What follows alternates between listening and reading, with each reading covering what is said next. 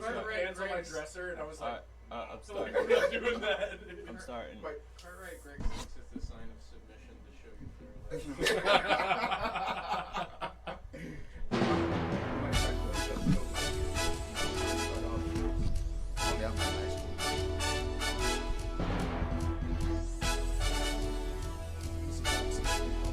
From Washington, the MikeLaughlin Group. The sharpest minds. Minds capable of thinly slicing vegetables to 1 millimeter wide.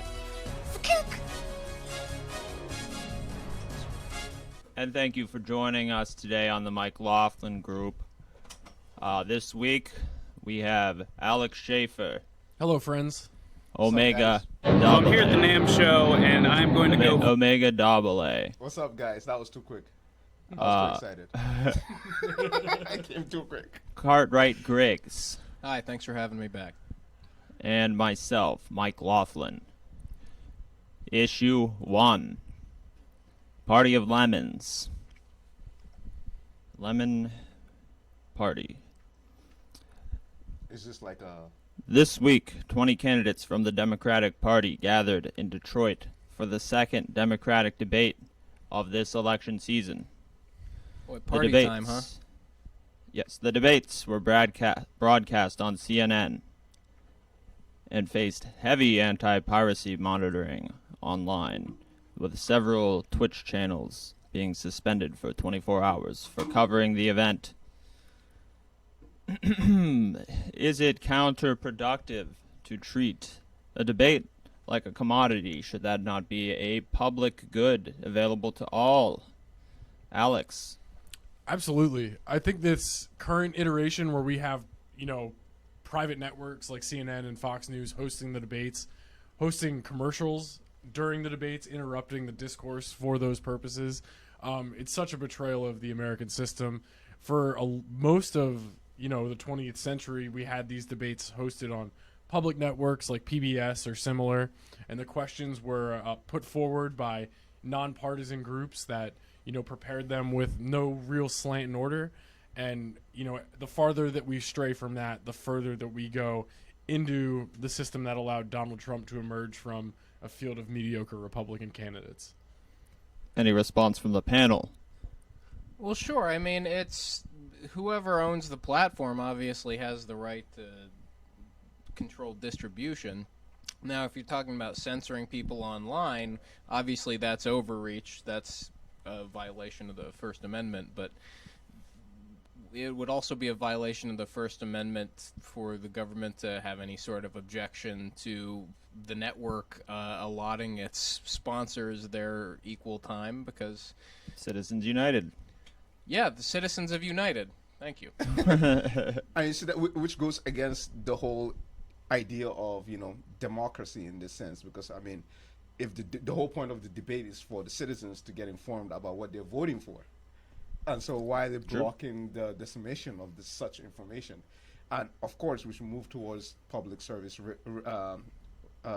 broadcast in the sense of PBS would have been a great option.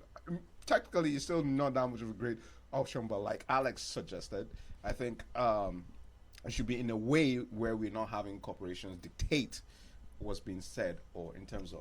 And we saw policy. The way that those corporations shaped the debate in the questions that were actually asked of the candidates. There's an inherent bias towards things that are going to benefit business development, particularly in the private healthcare industry. And speaking of which, let's get to that. We're going to watch some clips from the debate and remark on them. The Bernie one that you were just talking about is, I think, right here. Issues together, we can get less Senator Sanders. I'm going to go to Senator Sanders, then Senator Warren, because we both were mentioned. The author of the Medicare bill, let me clear up one thing. As people talk about having insurance, there are millions of people who have insurance. They can't go to the doctor, and when they come out of the hospital, they go bankrupt. All right? What I am talking about, and others up here are talking about, is no deductibles and no co-payments. And Jake, your question is a Republican talking point. At the end of the day, and by the way, the healthcare industry will be advertising tonight on this program. Thank you, Senator. Senator Warren, it's your turn. Oh, can I complete that, please? Your time is up, They 30 will be seconds. advertising tonight with that talking point. Senator Warren. So we have Thank you. Your time is up. Bernie's calling his shot too because he knows that the way that the program's lined up, and then one of the next 3 breaks is going to be something advocating for a Medicare Advantage plan. Well, that just means he's watched plan. CNN for 5 minutes at some point. Which is exactly why we shouldn't have these companies running these debates. Because Bernie is so old. He's so old that he knows that the commercial about your bones is gonna come on. he fits right in their prime demographic. He's a pinch hitter. He's a bullseye in the middle of their demographic. Yeah, I love it. I love it. I love the fiery Bernie. Like, this is what I've been waiting for, and this is the front that he needs to be on. Yeah, can we talk about the dramatic drop-off in quality from the first debate to the second? There was a tier list of, elite tier debaters, and they were all on the first night, and then the second night you were playing B squad characters or worse from the way down, the whole way down. So you're saying more Andrew Yang is required? I'm fine with Andrew Wang being in the debates as long as he's going to continue to strive for the issues that he really cares about. I think that bringing UBI into the forefront is really important because it's something we're going to have to address in the next 20 years. But he's too far ahead at this current He's time. not a redundant candidate. No, he brings a unique perspective. He does, but I definitely do not believe in his version of UBIs. But I do believe in the idea of a UBI. No, not at all. But he's the first person bringing this issue as the core of his campaign. And, his executing of this is, wildly regressive in several ways, like including a VAT and things like that. Mm-hmm. But I think it's good for him to be on stage because nobody else is talking about a UBI right now. And that's a fairly, well-debated, measure in certain parts of Canada where they're debating these issues. It's well accepted in Scandinavia. So yeah, let's go back to talking about this clip.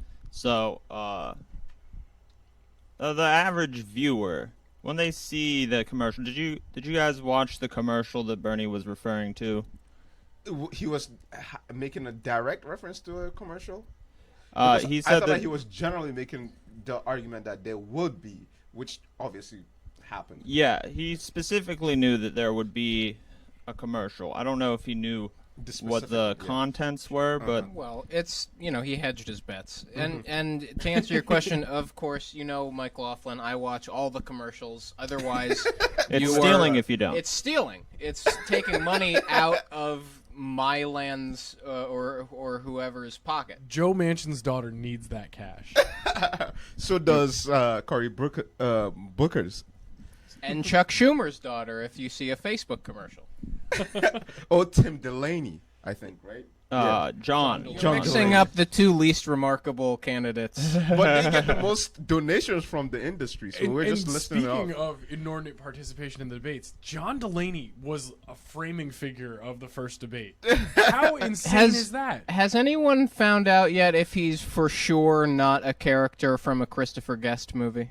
I think he belongs on King of the Hill. I don't understand why anybody goes Speaking to of all Delaney, the trouble let's of running for president of the talk about United him. States just to talk about what we really can't do and shouldn't fight for. What happened to his complexion? Yeah, I know. That's what I was Congressman about to say. Delaney His facial just expression referred was to it as bad priceless. policy, and previously he has called the idea political suicide that will just get President Trump reelected. What do you say to Congressman Delaney? You're wrong.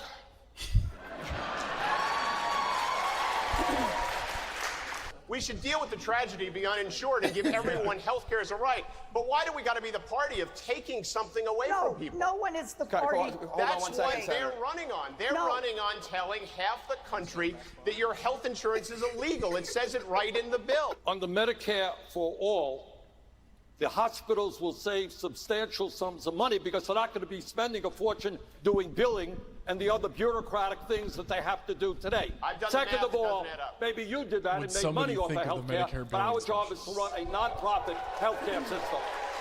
Furthermore, Maybe you did that.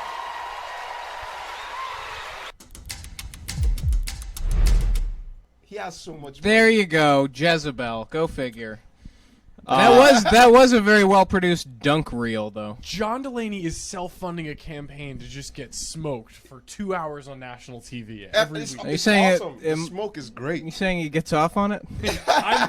He might have a fetish for failure. We don't know yet. Or maybe he's scared of his bank account running out if Medicare for all happens, you know? Well, I mean, they did edit the part out where he called Bernie daddy and then seemed like he didn't mean to say it. John Delaney looks like the wrestlers that don't get an entrance or an introduction. And He just shows up in the ring at the beginning no, of the cut. they just have a faded green trunks with one white star on them. Or one strap. Yeah. One strap singlet. Yeah, that's John Delaney. Hopefully he drops enhancement out some- talent. Yeah. He's enhancement talent for the debates. They bring John Delaney in for the bigger candidates to squash, so they look stronger. So they have more momentum going into the primaries. How else is Bernie going to build up a 162-0 winning streak heading into the general election? John Delaney loves getting owned, it looks like, because whenever they own him, he gets that big, stupid-ass smile. Yeah, no, it's serious. He seriously looks like he's getting off on it. So in the next debate, do you think they're going to do a camera cut to, like, backstage, and then security is pounding on Bernie's door? It's time! And then he walks out flanked by a bunch of beefy guys. It's the Acolyte Security Agency.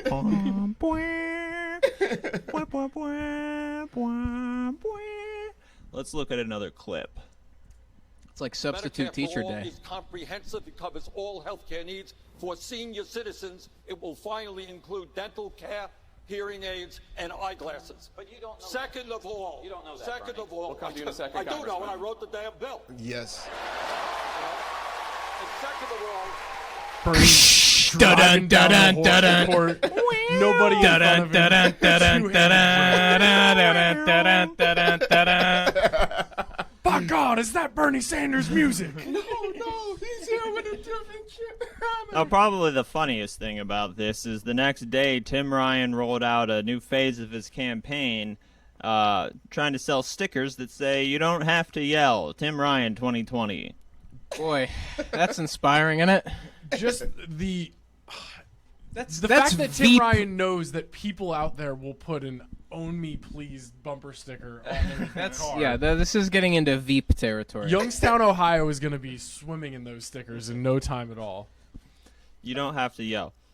Well, I think the average American likes to see someone angry about politics. You damn right. And he's. I think I would liken it to more passion than anger. Obviously, Sure. this anger, but this is, you know. The average American is pretty angry. No, Well, it's just that's the one thing I can agree with on Bernie is that he's not trying to color inside the lines of how the network wants to frame the narrative. It was my theory that the more Bernie swears, the better he will do. which is very odd. I agree with that. How do you think He's the Donald only Trump got candidate elected? that is in that category. No, Exactly. People saw Trump. People saw that he was angry, that he swears. And But Trump was overtly racist, dude. Literally, when he Yes, was coming but down the also- escalator, he was abusing Hispanics. Like, that is not something that should be enticing for a fucking voter. By the way, Now you're sure. See, Omega just gained 3 points in Virginia. it's just really odd. Like, I'm trying to understand that dynamic. Still, 2 years But in. also he swore a lot, and that obviously did a lot of good for his campaign. I mean, name one curse word that Trump didn't use during the 2016 that campaign. is fair. The average voter swears. Maybe Yes. Maybe chode. The average adult swears, and if yeah. they don't, then they probably have something very wrong with them. Unless you're a priest, which is questionable. But They can swear. I'm sure they swear. The only elected official that we've probably never ever heard use a curse word is Mitt Romney. Case closed. So Well, yes, curse words that aren't racial slurs, yes. the average American swears. the average American has anger toward the American government system. So I think they want to see someone get fired up. Yeah, I think that Trump and Bernie, both of them, in very different ways, both tap into the anger and resentment felt by a great deal of America towards, their own government, and oftentimes a lot of the people that are their neighbors and friends. So I think that, by tapping into that populist resentment and anger, you can go pretty far with that, as we saw with Trump's success in the past. Yeah, and you see, Yelling is okay. Yeah, and now my issue with why using such words as resentment to an extent, because we cannot obviously compare Bernie to Trump, but I totally get what you're saying. Yeah. But at least Bernie's actually attacking those specific issues with an actual plan with those processes. In terms of Donald Trump, he was just literally shooting from the hip because he was not a politician. He was like an entertainer. He's like a... Well, if you're not a policy wonk and you still want to light up the boards and get people's attention, what are you going to do? Right? Shoot from the hip. But not be like, obviously, the trashiest human being. Like, because you're going to be in the public service, not service for yourself. You know what I'm trying to say? So that's why Bernie's appeal is more relevant. You can be one of the 2 or 3 democratizing, empowering voices that, taps into that resentment, anger, whatever we want to call it. Or you can be one of the 19 candidates calling for civility and to come together as a unified party. Or whatever your particular talking point is. Okay, well, I think Bernie's message is unifying. I don't know. I don't understand why people do not see it as unifying, because in terms of structural issues, he's talking more. Sorry to bring out my socialism. As my socialist in me, but he's talking about the class struggle. And when we talk about class struggles, it affects every single demographic in terms of black, white, green, yellow, blue, yellow, whatever you want to name it. Yellow. Every person gets affected structurally in that sense, and he obviously attacks that corruption head on, and there's nothing that has changed about his record in that sense. And the thing is, our anger and resentment it makes us feel separate from society, but really the solution to many of these structural problems is a collectivist approach that Bernie Sanders' Medicare for All plan presents. That, because it includes all. It does not make it like because because I negotiated for a better plan with my job, it's I don't want to means lose tested. it, blah, blah, blah. Look, it does not mean everybody gets the same thing. some of us have very long driveways. How long until we take a collectivist approach to my driveway? No, I do not think that's... Under Elizabeth Warren's driveway subsidy plan, those with 100-yard or greater driveways will be eligible for a tax credit. There is a plan for that. There is a plan for that. Yeah, there's a plan at the end of a bayonet once they've taken all our guns away.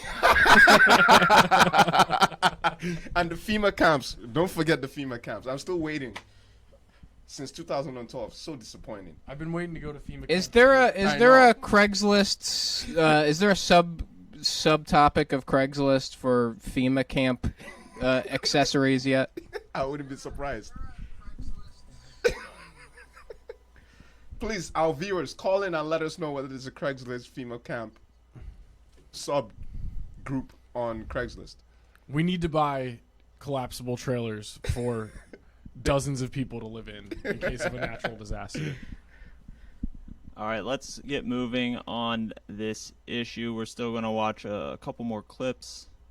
She put over 1,500 people in jail for marijuana violations and then laughed about it when she was asked if she ever smoked marijuana.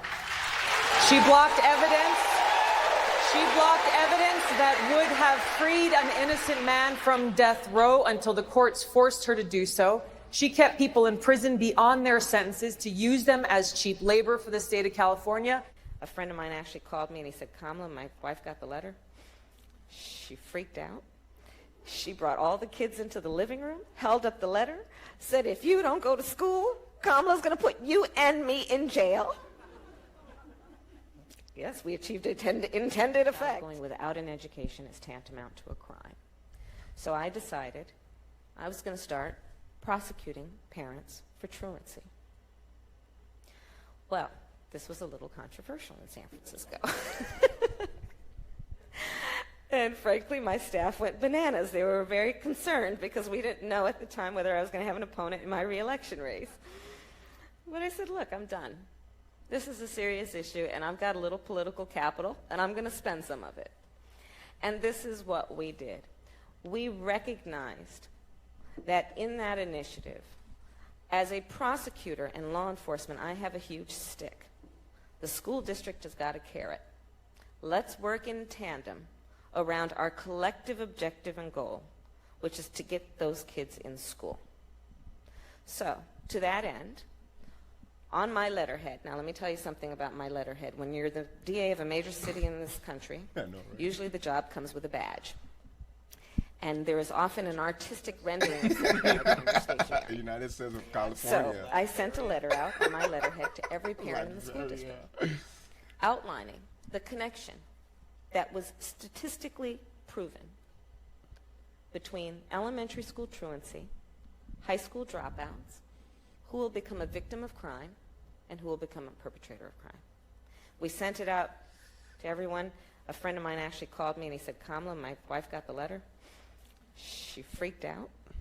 She brought all the kids into the living room, held up the letter, said, if you don't go to school, more victims. Kamala's going to put you and... Less perpetrators, more victims. So what does Dr. Doom have to do with the Democratic debate? I didn't realize Dr. Doom was on the panel.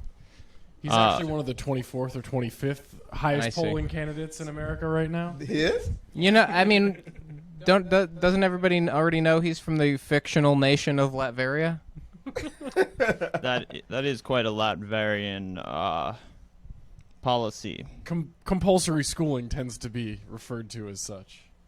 Maybe like in the 40s, you know.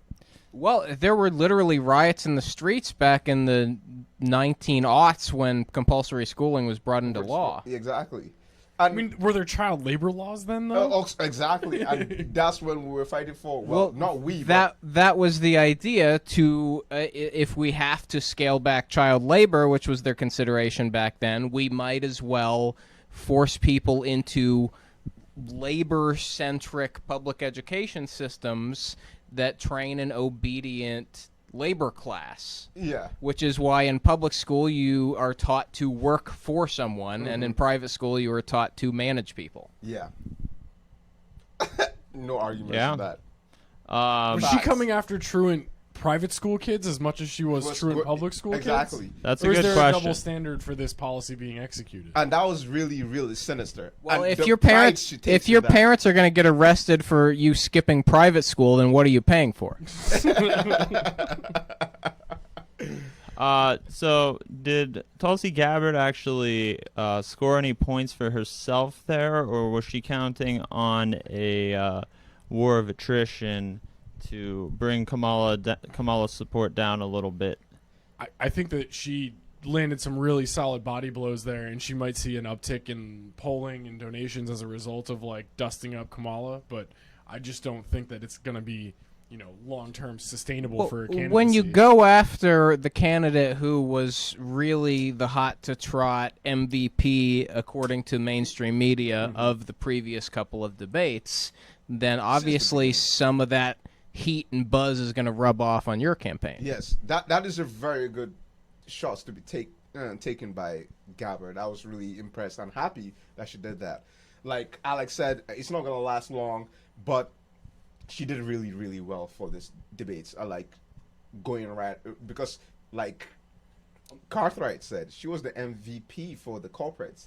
So this was perfect. So it helps Elizabeth Warren and Sanders' wing of the party more, which is awesome because Tulsi is kind of considered in that vein, but not really, because she has a lot of misgivings as a progressive. She's the female Jay Inslee of this campaign, very much. Yeah, the difference being Jay Inslee never served in our armed services. No, and Tulsi does have a distinguished military career, which is why I think that her hitting Kamala on the more authoritarian aspects of being a district attorney is a really interesting thing to do. She's hedging with a service very masterfully, showing the balance of a young Catherine Zeta-Jones. But my problem with her is, let's not forget, she was one of the, if not the only Democrat that showed up when Netanyahu showed up in America when Obama did not invite him. And if I remember correctly, it was basically the Republicans invited him to come and speak to the Congress. Yeah, they sent him a letter. That is fucking disrespectful. I'm sorry I'm using so much bad language, but I learned that this is good for my views. This guy's going into business for himself. Nothing in the terms of service about swearing. It's fine. I'll cut it out. So no, I'm saying don't. No, do you know how many of the top 10 most viewed accounts use racial slurs on the reg?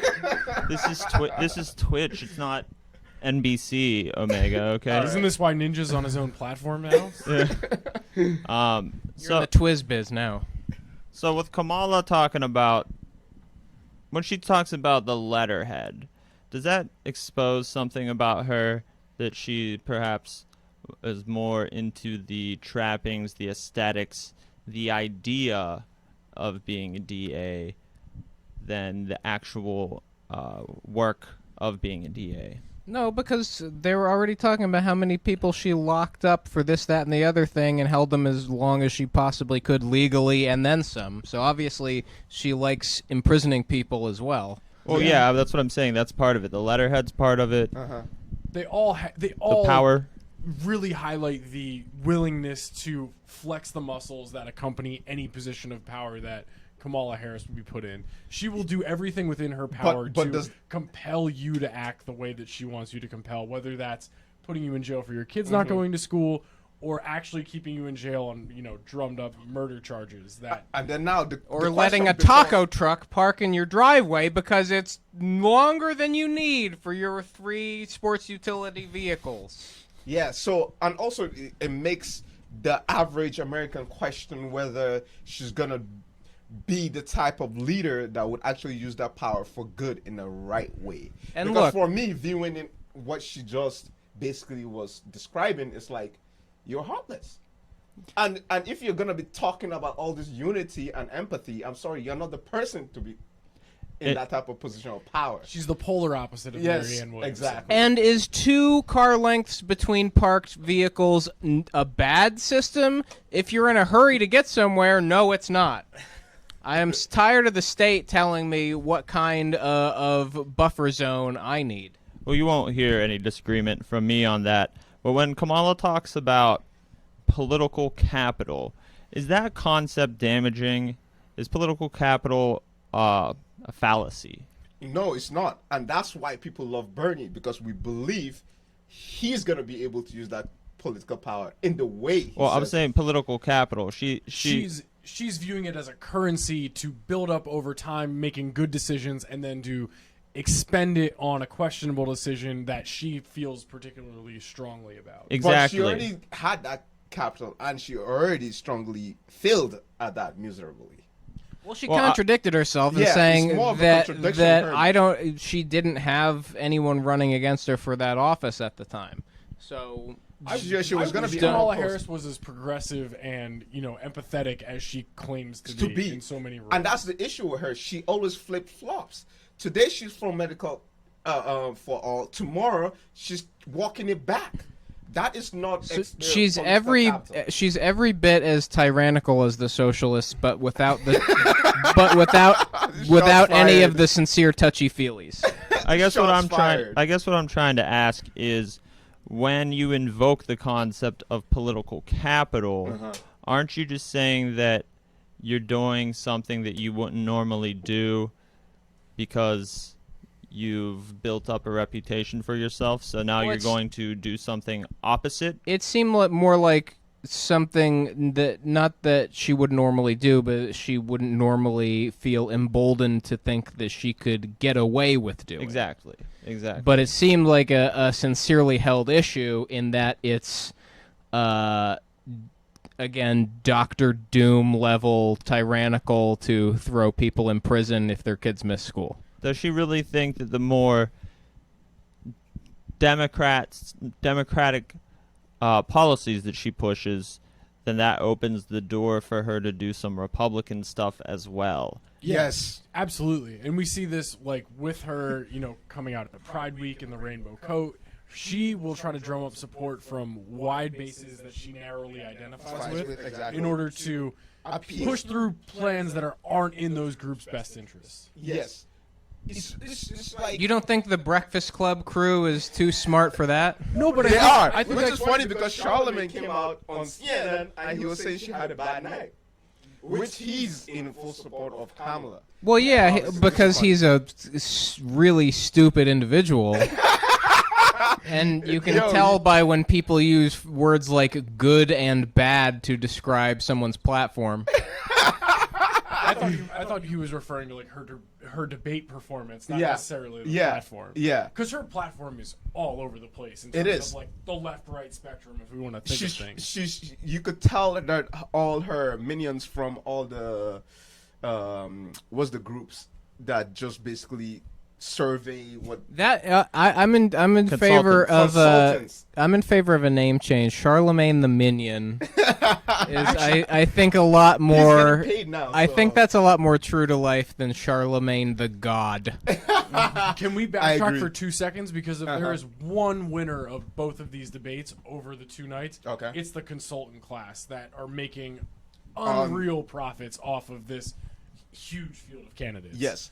Yeah, that's why Tim Ryan is like going all berserk because his money is like being touched.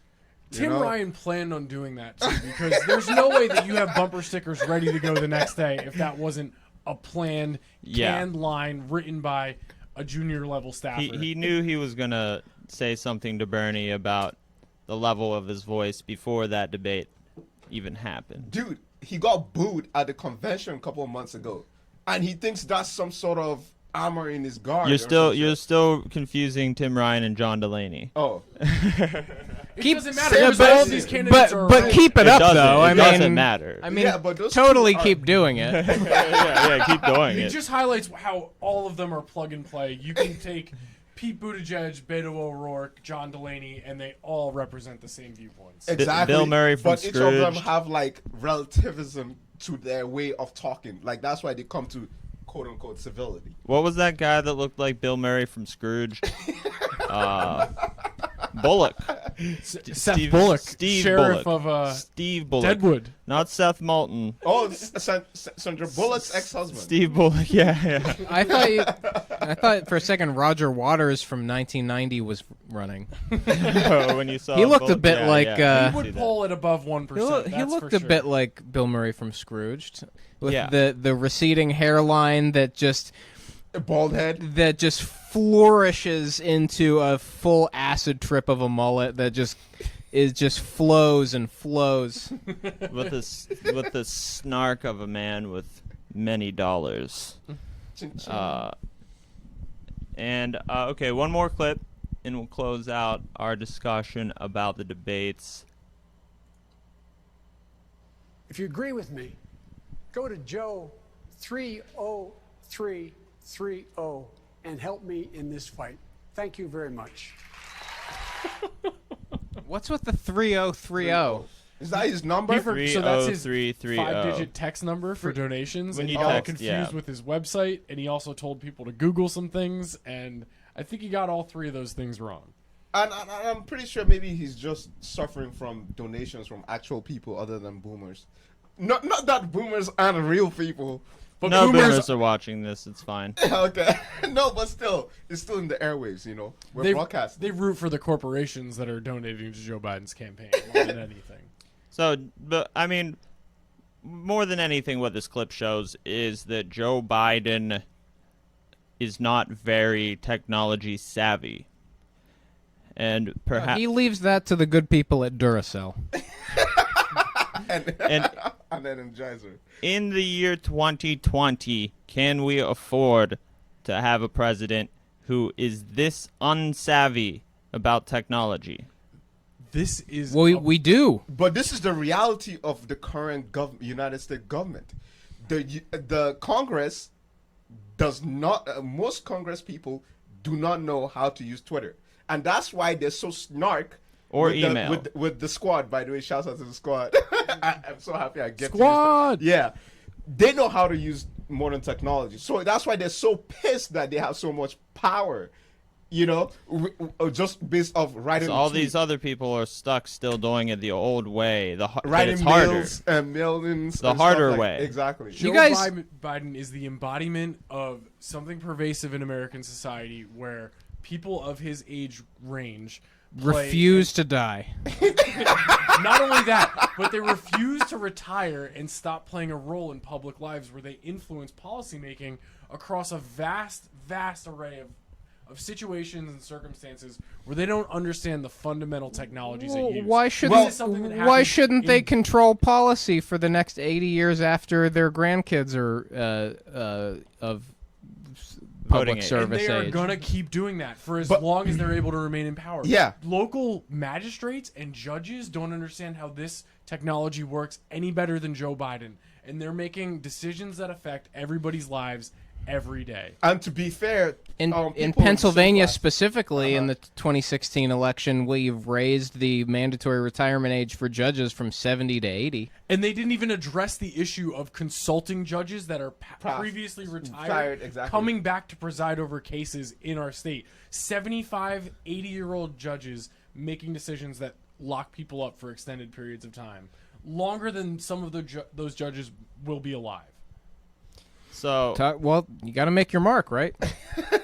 So back to Biden and his lack of technology savvy. I'm sure this is an issue. Well, we've seen that this is an issue with Trump.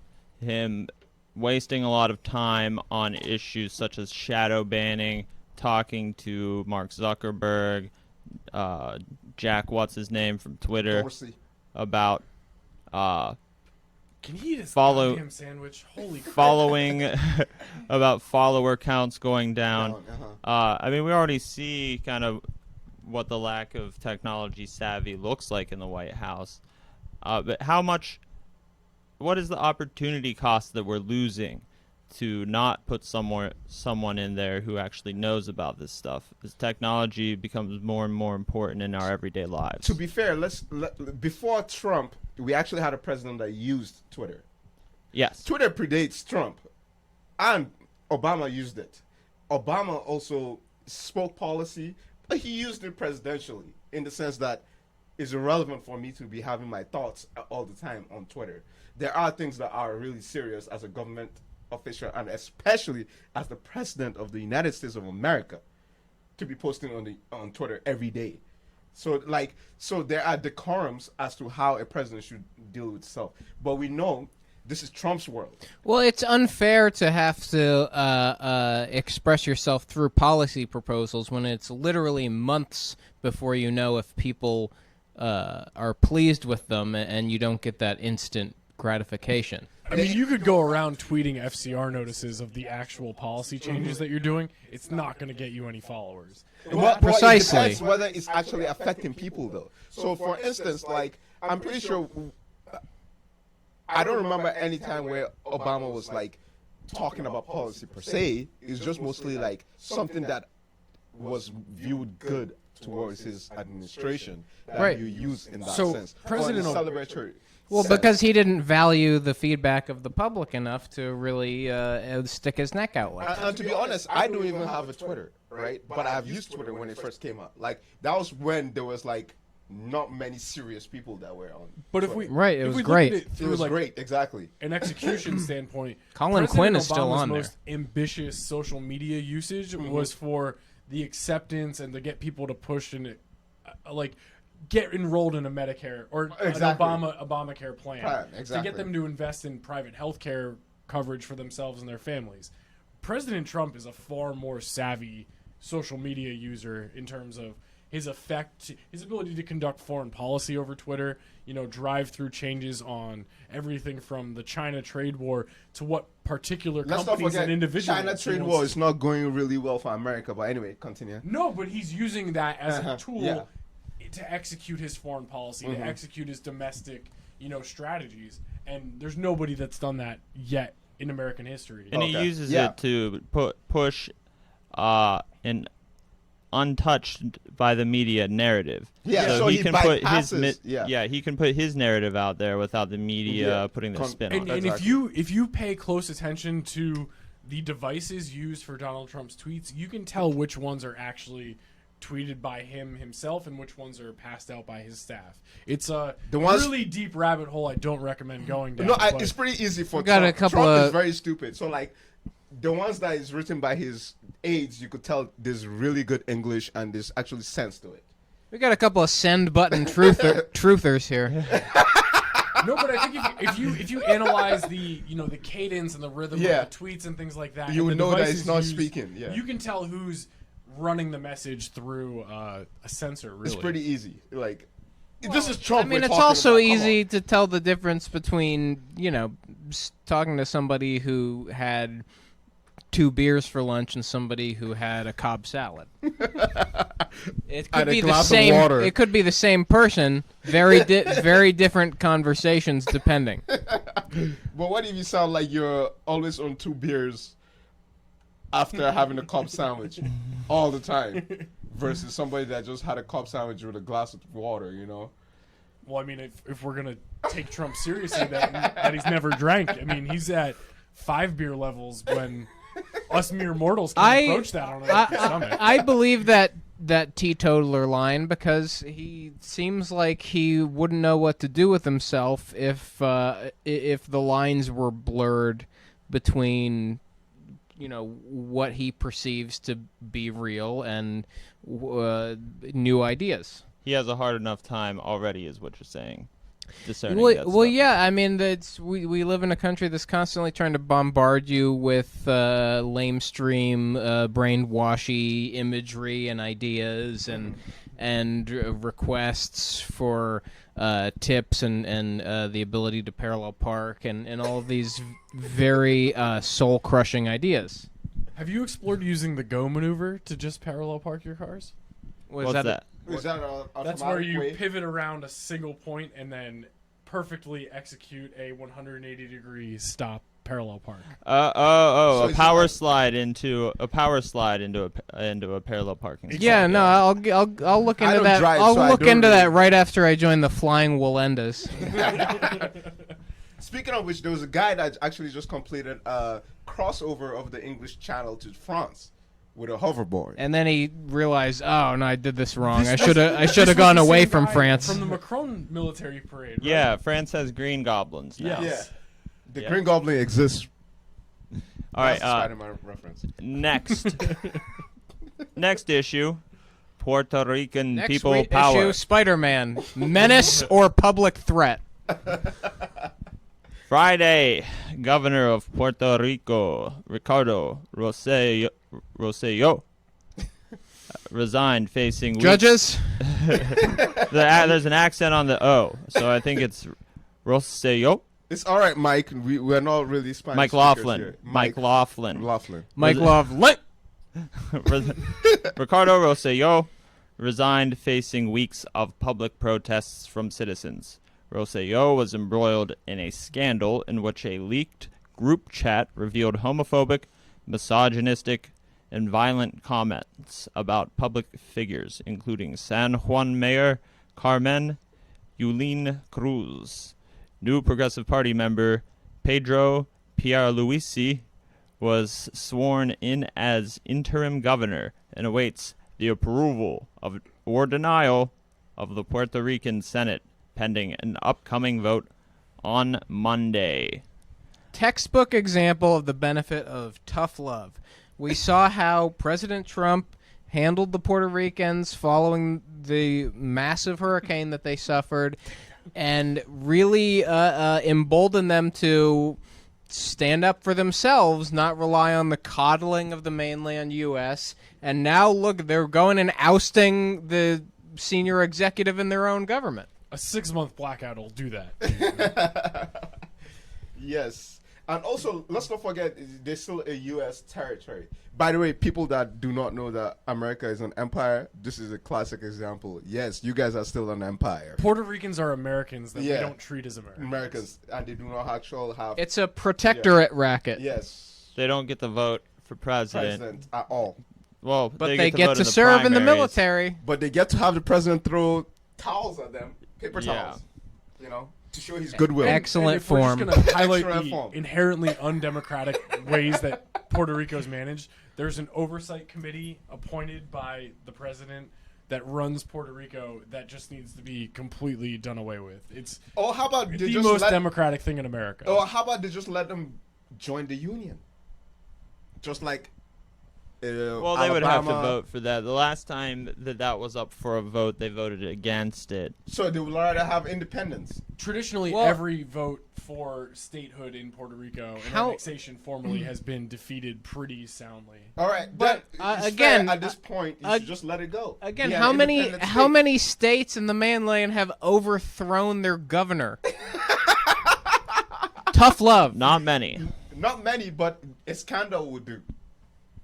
There's In this not been case, it many did. comparable scandals on this level. Like, this has everything from misogynist texts and, threats of violence, rape, things like that against female legislators. Oh, Rod Almost like Blagojevich. mafia-like. Rico. Yeah. And Okay. it's also involved wide-scale government corruption Corruption, yes. among close appointed politicians from the government.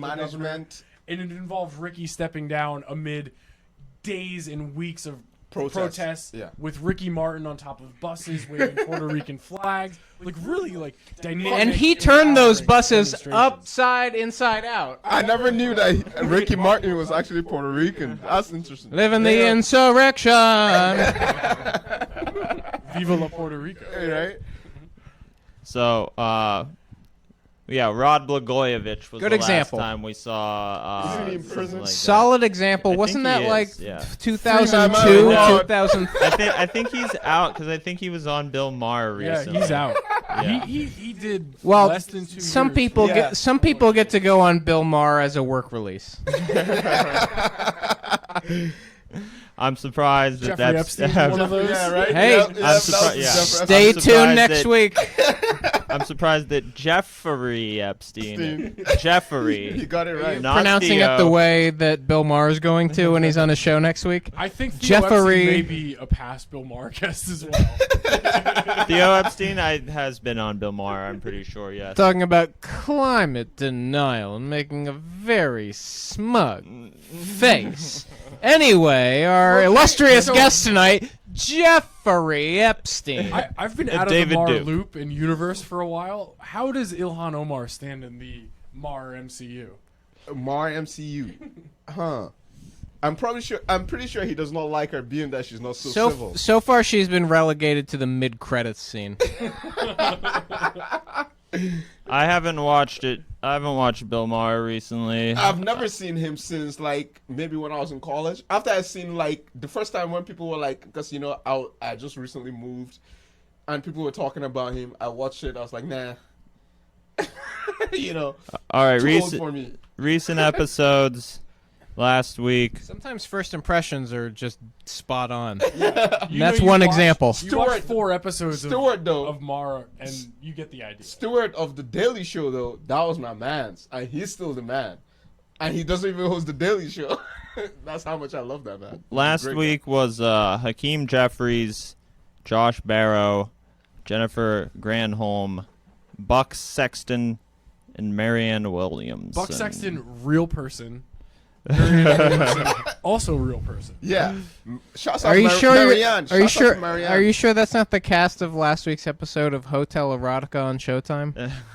Oh, you would hit it? Well, that Wow. was also Wow. starring Cornel West. Well, we'll take a look As at the side brother. take a look at the June 14th lineup for Bill Maher's show. We have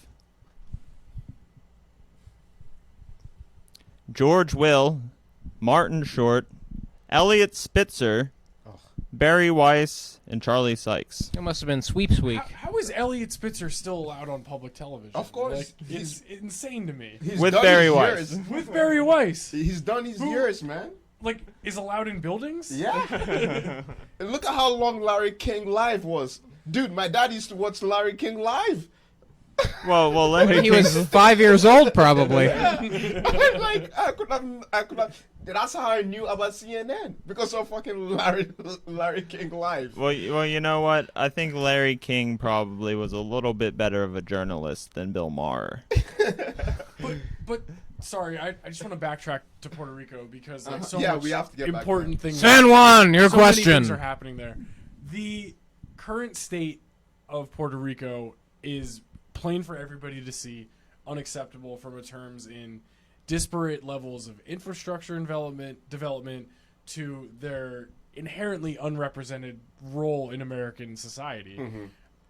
How do we address that if they're not willing to, vote for statehood? All right, since we made that point known at the fact that they're opposed to statehood, I guess at this point you guys just have to let it go as a country, as a government in this sense, so that they will be more independent, like the state of, I don't know, one other island that is off the coast of America that is not controlled by America to an extent, but Marshall Islands or something like. Or something like that. Just let them have some sort of statehood since they feel this type of way towards the main central government. Well, as an American, I originally held that same opinion, but since foreign-born immigrant Omega in this case proposed it, now I must oppose and endorse the exact opposite, statehood, that they campaign for statehood. Yes. Well, it's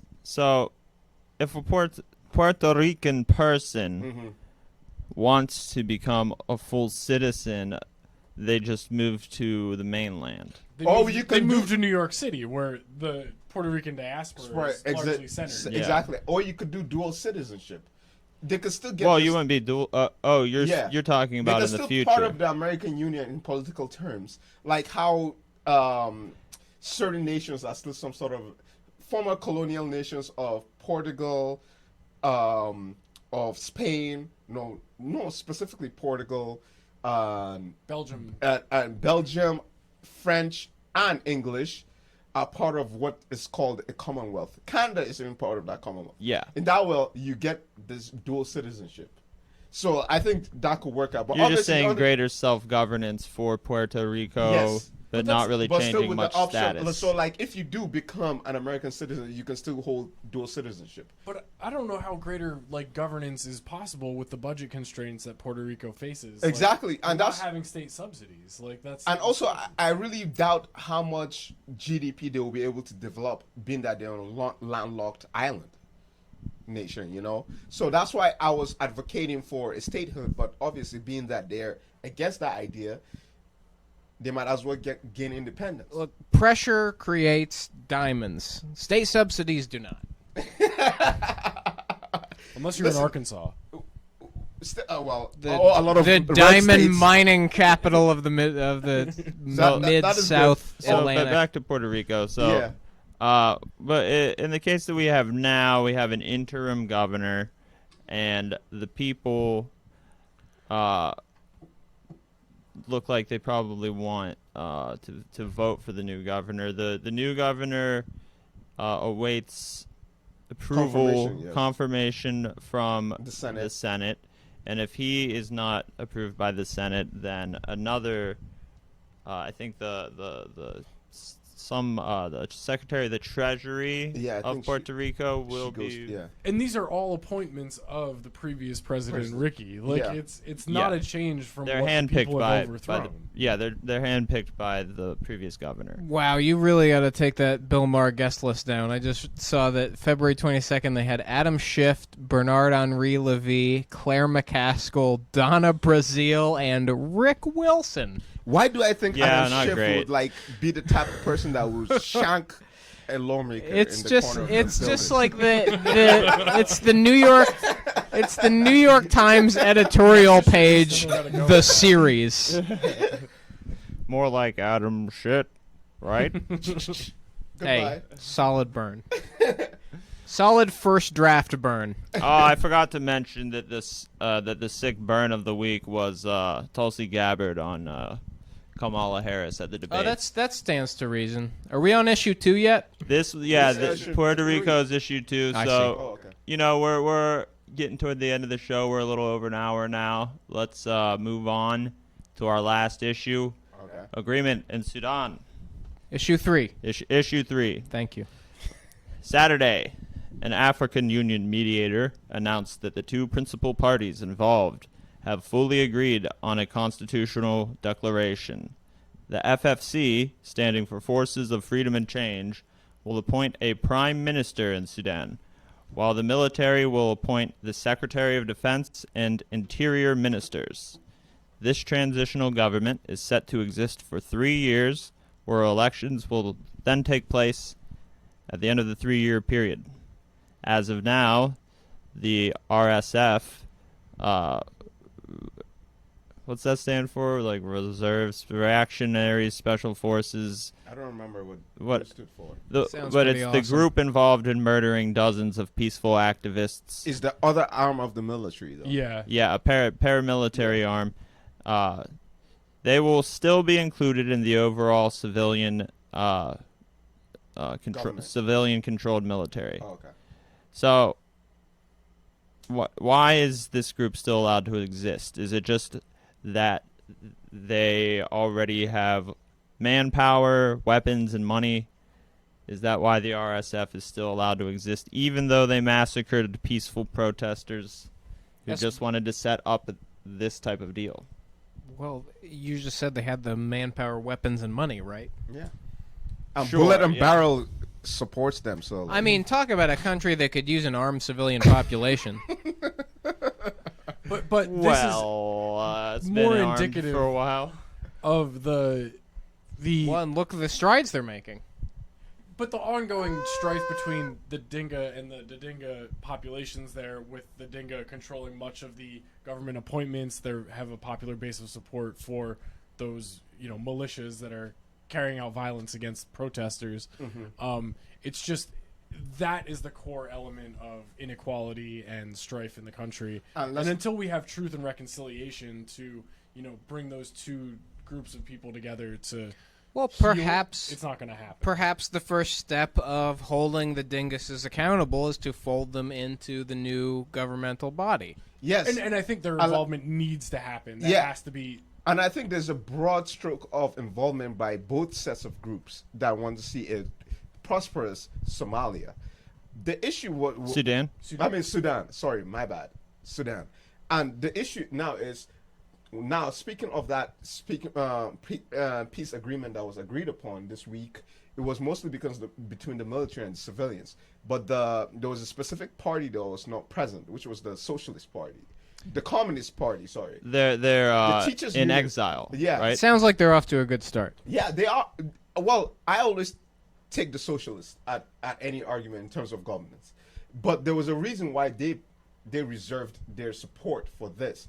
Because this could have actually happened after the ouster of al-Bashir naturally, without the influence of the military, which what the military had stated in the beginning of the protest. Because the reason why al-Bashir was ousted was because of the civilians, not the military. The military just stayed out of it because they were just an arm or branch of the government. But now the current leadership of the military in Sudan is actually funded from the GCC. So they have outside support from Mohammed the bin Gulf states. Mohammed. So that answers the question of why the RSF is still allowed to exist. Exactly. It's because their leader Mohammed Hamdan Dagalo is a big recipient of Mohammed bin Salman's funds. Yes, which was like about $3 billion. For a state like Sudan, this is huge, especially when you need access to cash immediately, and you're the military. You have, like you said, they have control of everything. The civilians they're very powerful. Yeah, they're very powerful. So, the best way to win your base of support is to pay the people to support you, and whether that's through appointments or government jobs, things like that. And like you said, a lot of these socialist, communist causes in these countries were forced to flee to areas like South Sudan or Kenya, Uganda, Uganda, Ethiopia, or even Ethiopia. They have to represent from abroad when they don't have a wide base of support and protection in Sudan itself. Yes. What are some of the challenges moving forward here? Alex, you talked about truth and reconciliation, which seems like something that is long overdue in Sudan. And the FFC, the Forces of Freedom and Change, they've stated that this is a good start. They're not they want to make sure that people know that this isn't the full agreement. As This far is as a a starting backdrop, point. a foundational agreement for a greater framework of cooperation to take place, it's a good platform to leap from. But it's not the stable, it's not going to bring stability to Sudan. It has to be built upon, and they have to continue to evolve these agreements to accept all the distinct cultures in Sudan as, equal to one another. Exactly, because there's a lot of ties between this on the religious aspect of it also, and that's why I brought up the cultural aspect, with nomadic peoples. Yes, and tribalism in that sense. So those type of things play a part in political discourse, right? So I really liked what Ethiopia were doing in terms of reconciliation, and that was what they were going for, and that was initially what was gonna happen. But just that now the trust between the civilian populace and the military junta is like severed because of what they've actually done with that arm of the government, of the military, where they were killing protesters without recourse. And they killed about 100 or so. There was control of state media. Al Jazeera was barred from reporting while this was happening. So it's based on guesswork and estimation of how many people have been shot or killed who were unarmed.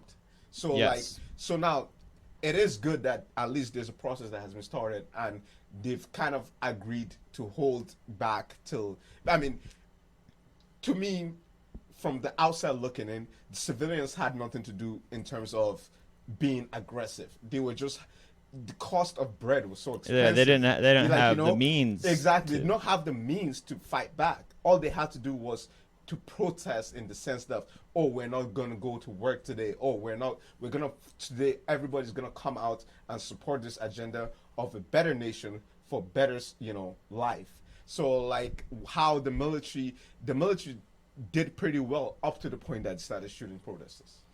Yeah. It looked like a pretty good movement. Yeah, it was so inspiring. Up until then. Yeah. Yes, it was so inspiring. I was so impressed because it was like the uprisings that happened in Northern Africa in 2009.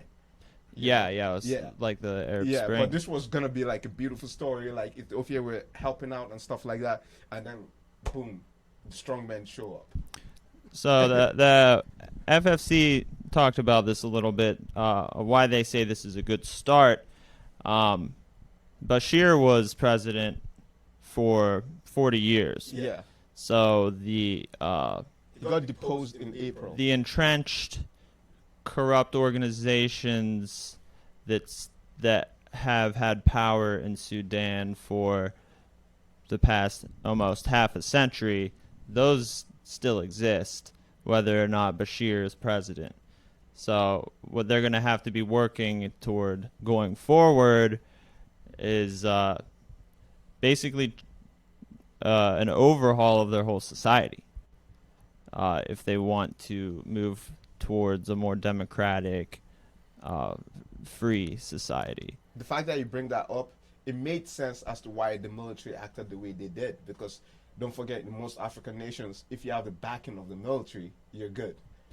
True. And he's had the backing of the military. And that's why he lost his power in April, because then they were like, nah, man, like everybody's against you, so like we can't act.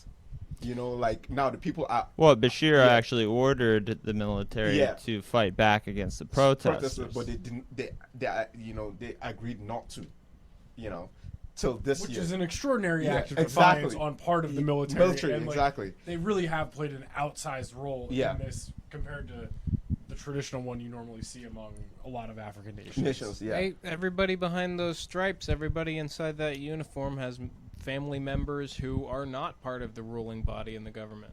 Exactly. And they do represent, the class of people that their voices aren't heard in that society right now. But at the same time, they need to account for other individuals who aren't represented. Yes. And that's a tricky role for a military to play, because you don't always think of a military being used against the civilian population that they come from. Sure, It's something that's not happened in many Western countries since the 1940s. And no military is trained to govern. No, right. At best, it's a coalition, like we see, like in Brazil or Argentina, where they maintain authoritarian control for a largely fascist state overseeing body. Yeah. Turkey's a big example.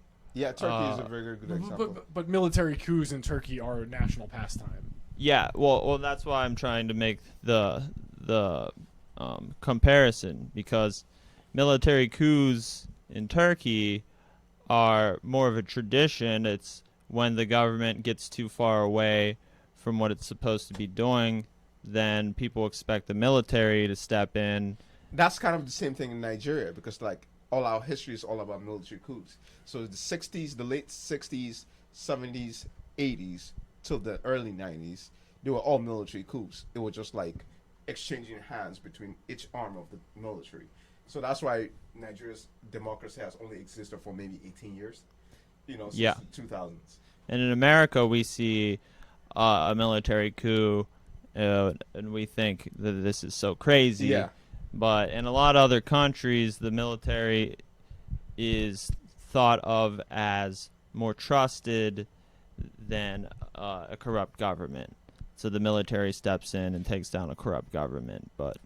And to break that wall in terms of corruption, they are actually the most corrupt, which is funny because after the military, they all took off their uniforms, but they're all former military guys, and they're ones that all hold the democratic power in civilian governance.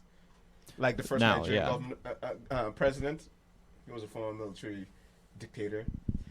Current Nigerian president, former military dictator from the 80s. Ah. Yeah. Exactly. And so they just exchange still within themselves, even though they call themselves civilians now. Do a mid-act costume change. Yeah. It's called in theater. Yeah. They draw a mustache Stage left. on. Back But then put on Groucho Marx glasses with a fake nose. Yeah, you don't recognize him now. That's what a true Marxist is. Harpo Marx. But I'm interested to see in what role the African Union plays in the development of whatever coalition government takes shape here in Sudan. Yeah, and that's interesting because the African Union hasn't said much because they're not trying to interfere as much, which is interesting because when the first mediators came in, it was more Ethiopia acting rather than the African Union. As a concerned neighbor rather than a greater representation of a continent. So now that this agreement has happened, it was more due to more parties coming in and trying to support the idea that yes, there should be some sort of unity between civilians and the military, because it's not going to be a fair fight. It's just going to end up being a genocide or something. And it's interesting to see the role that they'll play here in Sudan versus other crisis areas in Africa like Cameroon or Central African Republic, exactly. Where Russia has a lot of power right now, and because they're the ones that are training all these Christian secessionist groups and things like that. Yeah, well, I totally agree. Well, I would like to see what the... That doesn't sound good. No, it does not. But obviously Russia is saying that they have nothing to do with it. They're just training and selling hardware. But much the same way that France provides material support for a lot of these companies. Exactly, like Mali, Senegal. Yeah. Like the Egyptian surveillance state. No, Algeria, very, very much the same way. Yeah. Every one of those intersection cameras is made in France. And the tear gas is all manufactured in Johnstown, Pennsylvania. Ah, Johnstown, Pennsylvania. Well, hey, support your... God tried to kill it, but he failed. Support your local military contractor. Right. That's why we always tell Americans, American politics is really global, Even if you think it's local, it is global. Whatever you do here affects a lot of people globally. Believe it or not. That's echoes through the years from good old John Murtha right there. Well, I think that will do it for this week's MikeLaughlin group. I thank you for watching.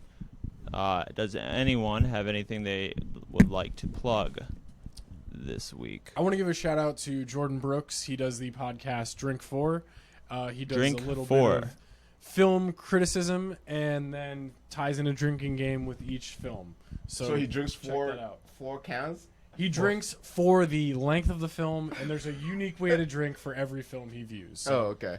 Recommend checking that out. That's Drink 4. Interesting concept. And for me, my plug is my heart goes out to all the shootings happening in America. I mean, we know it's like a regular, thing now. We've accepted it, but at the same time, it's really disheartening to be hearing about this shooting. Like you're just having a nice day and some crazy loony is shooting at you. I know our beloved city of Pittsburgh has suffered this last year, so our hearts goes out to El Paso, Gilroy, and Dayton. Yeah, we didn't want to have them as topics because I mean, this is a politics and kind of comedy show, and there's really not much to be said comedic wise. So maybe we should skip Bullet and Barrel's promo. Our mass shooting preparation guide is the cover story in the September issue on stands next week. Well, okay. Mass shooting preparation guide from Bullet and Barrel magazine. Some useful. Be on the lookout for good guys with guns. Right. Useful information. Well, I mean, Triple G. if you saw the photos of the two recent shooters, I mean, I guess you can just look out for guys who look like that because those guys looked exactly the same.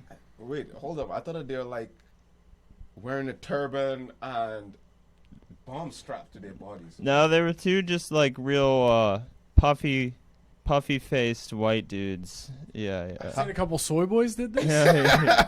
Yeah, both wearing glasses. Normal.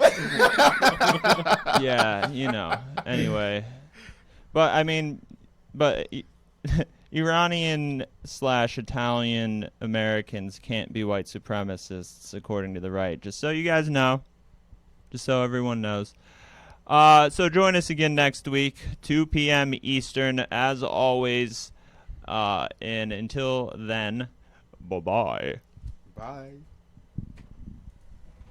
Inches together. We can get.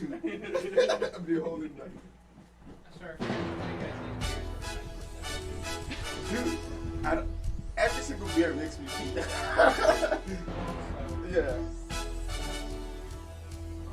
Wow, look at my pocket.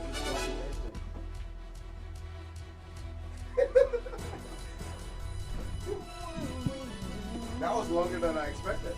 Yeah, we were talking about the Debate's longer, yeah. Yeah, it was. I like that show. We're gonna raid Bernie Sanders. We are? So we're gonna rate or write? Right. Raid. A raid? Okay. Send him, yeah. The people still in our channel are going over to Bernie right now. Nice. My socialism works.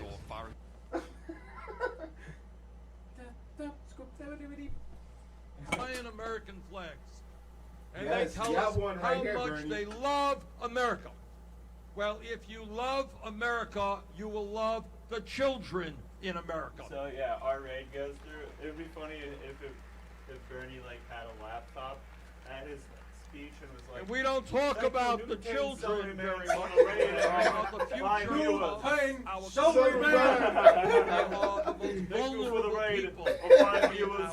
They're not out in Washington representing working class memes. We have today in America, we don't talk about this, the highest rate of childhood poverty of almost any major country on earth. It is terrible. It is worse he walks in the African American and Latino community. Everybody That knows noise reminds me no of Age of racism. Empires when you complete some sort of task. You get the quest. Exactly. You get the bonus. Yeah. And yet we Wait, have wait, a wait, I think this dysfunctional is- child care Yeah, system. where is this coming We from? don't talk about it. There's so much. If you love Is the it your stream? children of America, Yo. Did you see that?